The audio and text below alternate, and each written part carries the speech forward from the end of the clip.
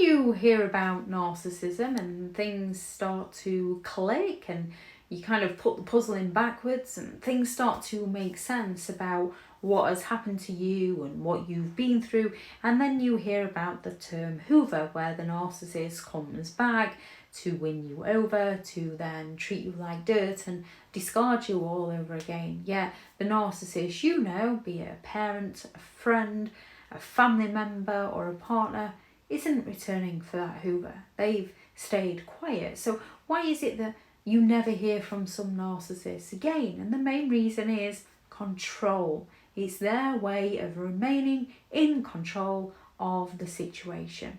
Now, if they believe that they lost, it's their way to protect their ego and remain in control of the situation. They are protecting themselves by not reaching out to you and potentially getting rejected. They've rewritten it in their own mind that they had to reject you because you've got nothing to offer them, and usually they believe you've got nothing to offer them. They believe that you've got nothing that you can supply them, therefore they're no longer interested in you.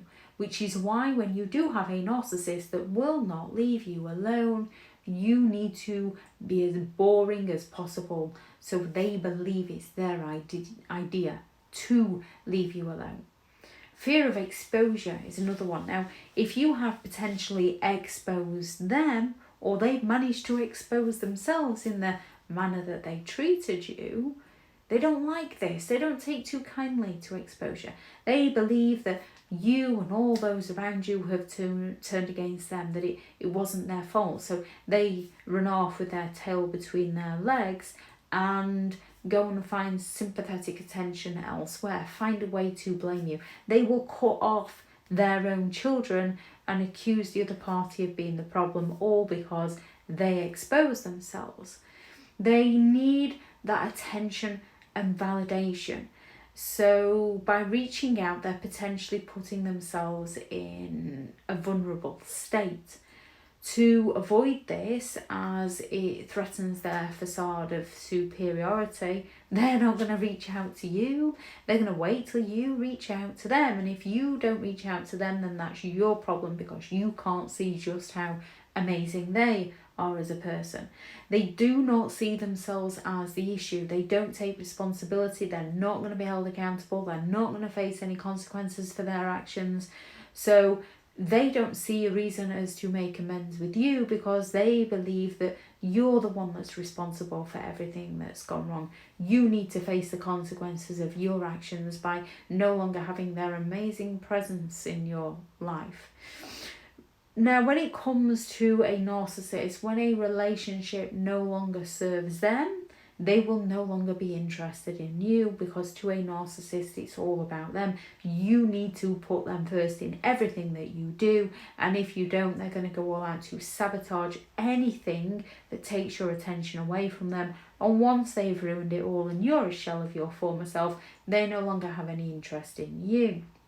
Their sense of entitlement can also stop them because they believe that you are the one that should be chasing after them. You are the one that should be begging them for their forgiveness so that they can remain in control and superior. And if you're not, then you're the hurtful and the toxic one, which is why they are so believable in the lies that they deliver to those around you and to themselves. They also harbour a lot of resentment. Narcissistic people hold a lot of grudges against others for the very things that the narcissist did to those other people.